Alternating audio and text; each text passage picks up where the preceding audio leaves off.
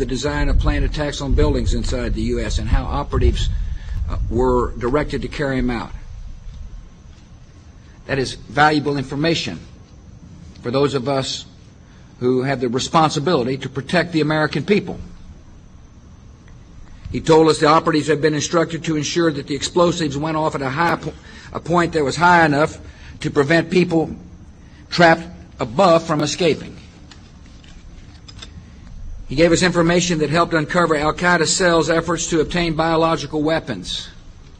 This is Building 7, a 47-story skyscraper that fell on the afternoon of September 11th. The government says that fire brought it down. However, 1,500 architects and engineers concluded it was a controlled demolition. Over 6,000 of my fellow service members have given their lives. And thousands of my fellow first responders are dying. I'm not a conspiracy theorist. I'm a structural engineer. I'm a New York City correction officer. I'm an Air Force pilot. I'm a father who lost his son. We're Americans, and we deserve... I lost my husband. My son. My uncle. My nephew. September 11th, 2001. Most people don't know a third tower fell that day. The government says fire brought it down. The collapse of World Trade Center 7 was primarily due to fires. I, along with 1,400 other architects and engineers, have found the government's conclusion to be physically impossible. Impossible. We need the truth about what happened that day. Go to rememberbuilding7.org. Why it fell, why it matters, and what you can do.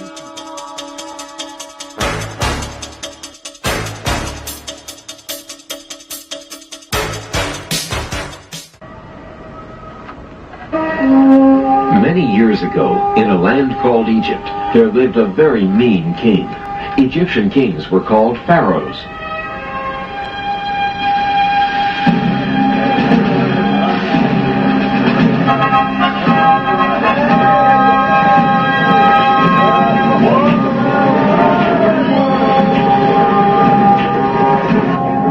The story begins with the Egyptian pharaoh ordering the deaths of all Hebrew baby boys. Oh no! They won't get my baby. I'll find some way to save him. The Hebrew mother of baby Moses tries to save him by hiding him in the bulrushes on the Nile River. What's that? A baby! When baby Moses is found by the princess daughter of the Egyptian pharaoh, the princess decides to raise him as her own son. Moses now has two mothers, a royal Egyptian princess mother and a non-royal Hebrew mother who hides her identity as Moses' Hebrew mother, gets a job as a servant at the palace, and helps the princess raise Moses.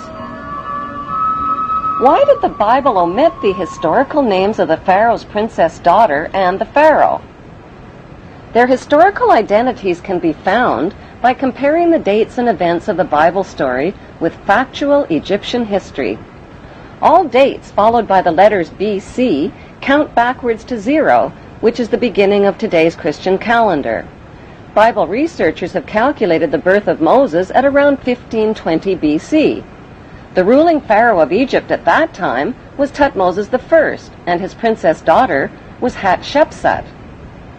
Egyptian history verifies that Princess Hatshepsut married her brother named Pharaoh Thutmose II. But when Hatshepsut couldn't produce a male heir to the throne, her brother husband chose a non-royal mistress named Isis to produce a male heir and named their son Thutmose III. Hatshepsut raised the boy as her own son, even though Isis was his real birth mother. The Bible story of Moses closely matches the factual Egyptian story of Thutmose III. Even the names Moses and Thutmose are almost identical.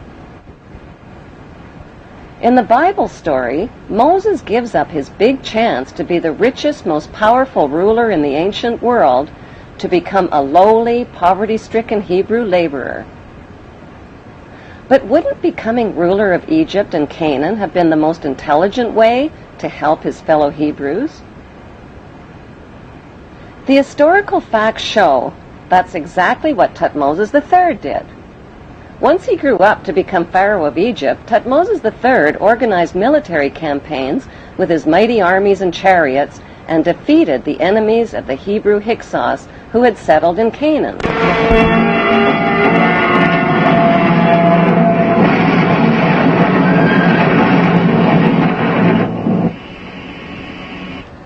After his famous Battle of Megiddo in Canaan in 1479 BC, Thutmoses installed district governors in garrison cities throughout Canaan. Did Thutmoses choose his district governors from the 12 Hebrew tribes named in the Bible?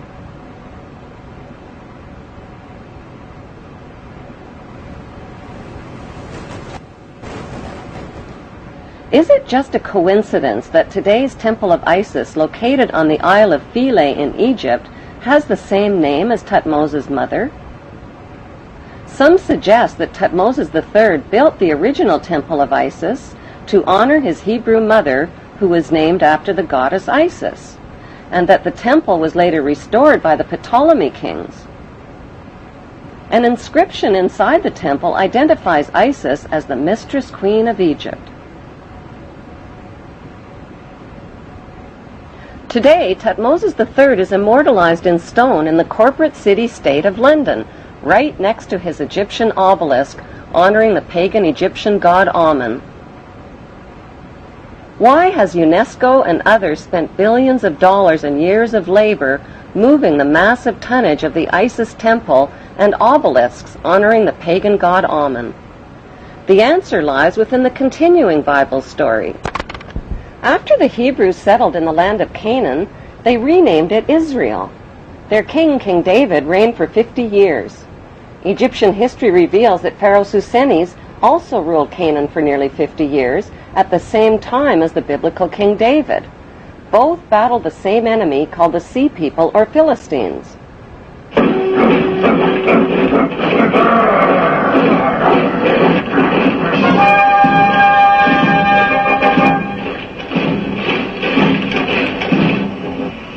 Both King David and Pharaoh Susenes had sons with almost identical names, Solomon and Simon. The name of biblical King David's son, Sol-Amon, means son for Saul, and O-M-O-N is an alternative spelling of Ammon. The name of Pharaoh Susenes' son, Si-Amon, means son of Ammon. Simon and Solomon reigned at exactly the same time and fought the same enemies in Canaan, called the Mitanni, the Hittites, and the Philistines. Pharaoh Simon's documented battle with the Philistines in Palestine and his capture of the Canaan city of Gezer clearly proves an ancient alliance between the Egyptians and the Hebrews.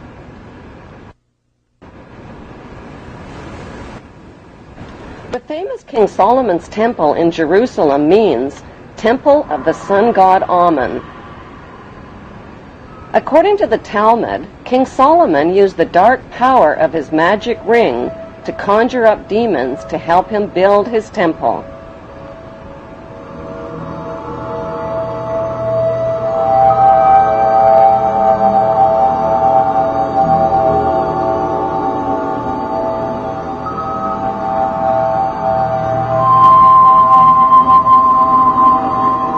The temple became the center for sexual orgies, the worship of golden idols, and for animal and human sacrifices, including the sacrifice of infants and children.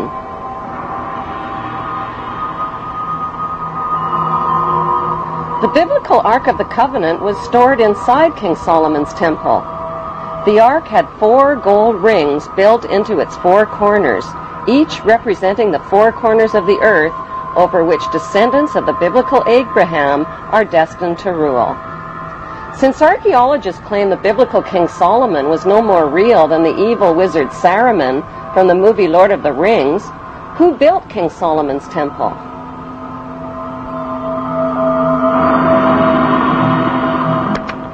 The temple was most likely built by Pharaoh Simon, who King Solomon's fabled character was based on.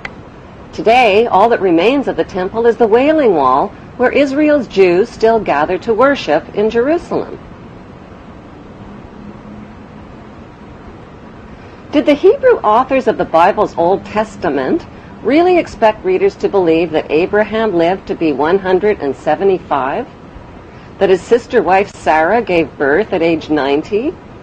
That Moses turned staffs into snakes and rivers into blood? Why did the Hebrew authors of the Bible omit all of the important historical names of Egyptian pharaohs? Why did they mix up historical fact with myths and legends? The big question is, what did they have to hide? Researchers of both Bible and Egyptian history have concluded that the Hebrew authors of the Bible covered up the fact that the Hebrews and the Egyptians shared the same royal bloodline. But why? Why the cover-up? Because after the Egyptian people forced the Hebrew Hyksos kings out of Egypt, the only way the Hebrews could continue ruling Egypt was to hide their Hebrew identity from the Egyptian people. They did that by changing their Hebrew names to Egyptian names and intermarrying with Egyptian royalty, just like the biblical Joseph did. By hiding their Hebrew identity, the Hebrews continued to rule Egypt secretly as Egyptian royalty. They worshipped Egyptian gods, followed Egyptian laws, and violated Jewish Hebrew laws. This meant they had to hide their Hebrew identity not just from the Egyptian people, but from the Hebrew people as well. They had to keep their royal Hebrew Egyptian identity and their worship of Amun hidden within royal power circles and secret societies, just as they have done to this day. The world's biggest and best-kept secret is that the descendants of the Hebrew pharaohs of Egypt have ruled throughout history. Over the millennia, they have left oceans of blood in their wake. They have murdered, cheated, slaughtered, robbed, colonized, and enslaved to fulfill their biblical covenants for an eternal throne and one world empire.